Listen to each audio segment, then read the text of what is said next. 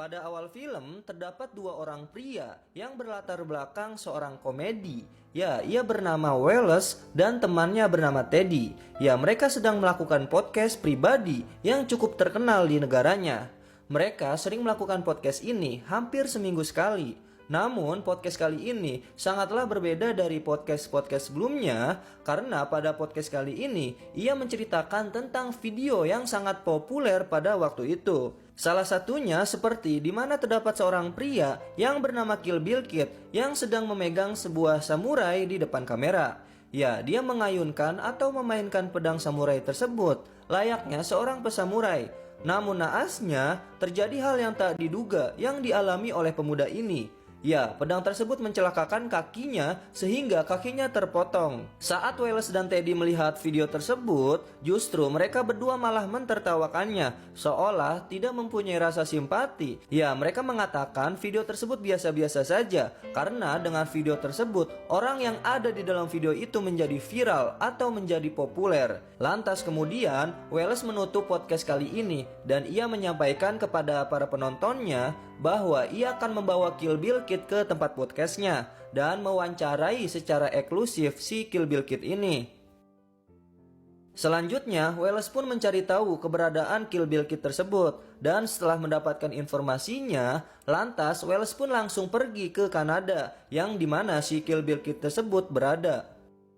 Sesampainya di Kanada, tanpa diduga si Wallace pun terkejut. Ya, dikarenakan si Kill Bill Kid ini sudah tewas dikarenakan dia bunuh diri.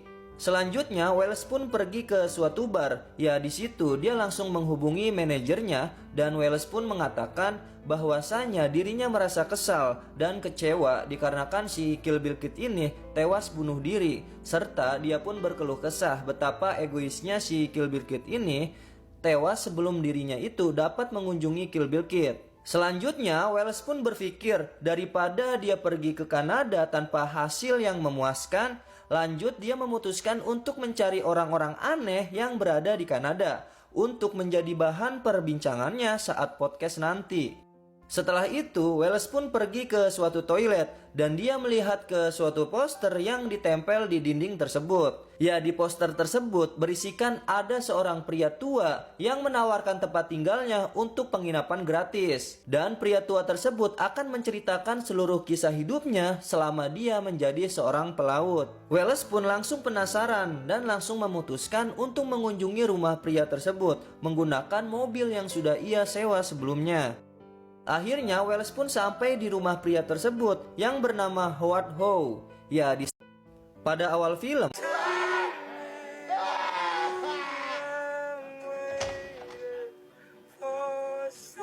Ahoy, matey!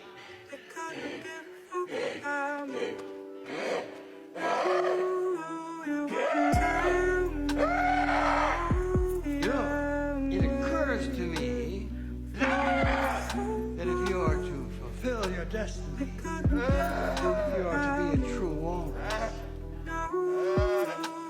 Well, Mr. Tusk, a walrus must learn to swim.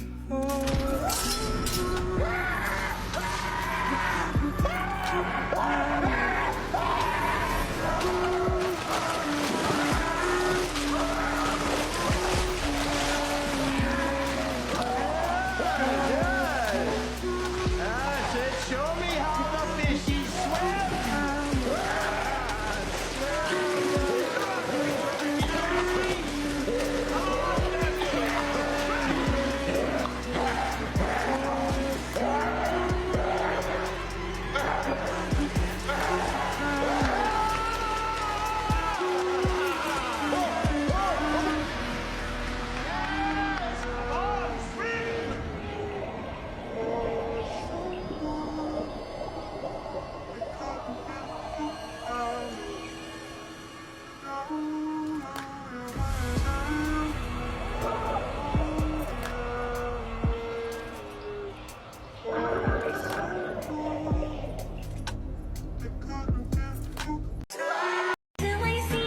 Guys, gue ketemu produk yang bisa 1, 2, 3. Hai guys.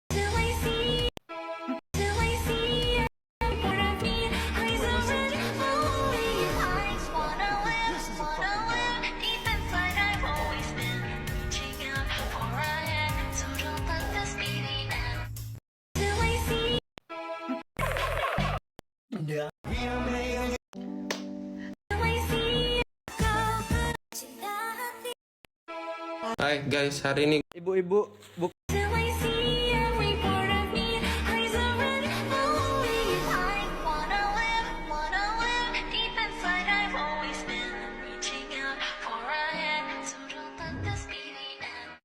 Till I see. oke deh.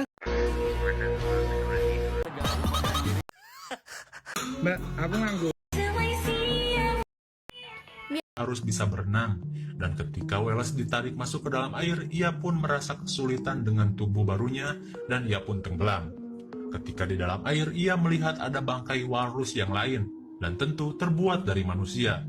Ia kaget karena ternyata bukan hanya dirinya korban satu-satunya, dan banyak sekali korban sebelum Wallace yang dibedah-bedah di tempat itu. Di sisi lain, Teddy dan Allison yang sedang sibuk melacak keberadaan Wallace, ia mencari ke kantor polisi dan ke tempat penyewaan mobil, namun hasilnya nihil. Namun ia mendapat sebuah pencerahan dari seorang detektif aneh yang katanya dulu ia pernah mencari tahu tentang pembunuhan berantai.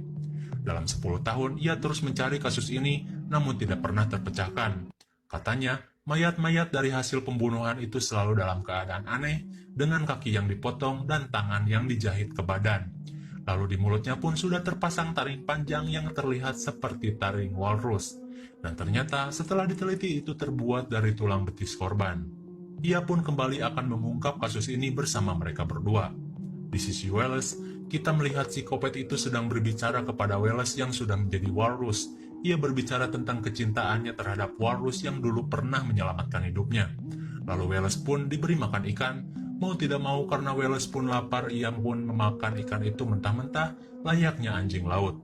Dan psikopat itu merasa senang karena Wallace sudah semakin mirip dengan walrus. Di hari berikutnya, kita melihat Wallace sedang belajar berenang bersama dengan psikopat itu. Ia berenang sambil bercerita, ternyata dulu psikopat itu waktu terdampar, ia terpaksa harus membunuh walrus yang menyelamatkannya untuk bisa makan dan bertahan hidup. Dan ternyata psikopat ini merasa bersalah seumur hidupnya dan ingin membuat walrus yang diberi nama Mr. Tusk itu hidup lagi. Entahlah, emang pikiran psikopat udah gila dan gak rasional, jadi jangan terlalu difikirkan. Kembali ke sisi Allison, ia bersama Teddy dan detektif aneh itu mulai mencari dan menelusuri jejak Wallace. Ia melihat mobil Wallace yang tercebur ke dalam air dan diduga dibuang dengan sengaja. Jelas mereka semakin dekat dengan Wallace dan mereka mengambil senjata karena kita tahu psikopat selalu kuat. Kemudian ketika mereka sudah menemukan tempat persembunyian psikopat itu, mereka mulai mendengar suara teriakan-teriakan aneh dari dalam rumah itu dan ternyata itu adalah Wallace dan psikopat yang sedang bertarung. Hanya saja uniknya psikopat ini memakai baju walrus dan bertarung seperti walrus. Ia mengatakan bahwa dulu Mr. Tusk atau singa laut yang ia bunuh, ia tidak memiliki kesempatan untuk bertarung dengan dirinya yang sudah membunuh dan memakannya. Dan kini ia mau Wallace bertarung sebagai Mr. Tusk dan melawannya. Ia harus bertarung atau dia akan mati. Dan meski Wallace menang, ia tidak akan pernah menjadi manusia kembali. Lalu dengan amarahnya harus bisa berenang. Till I see Kabar. Till I see every part of me, eyes are red, believe I wanna live deep inside. I've always been. Till I see. Yo ho, all hands hoist the colors high. Heave ho, thieves and beggars never. Lalu mencintaimu, dan Allison pulang, lalu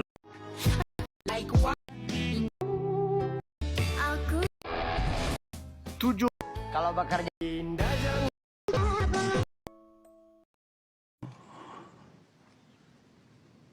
I can't even remember the last time you cried while watching Winnie the Pooh. So me and me. It's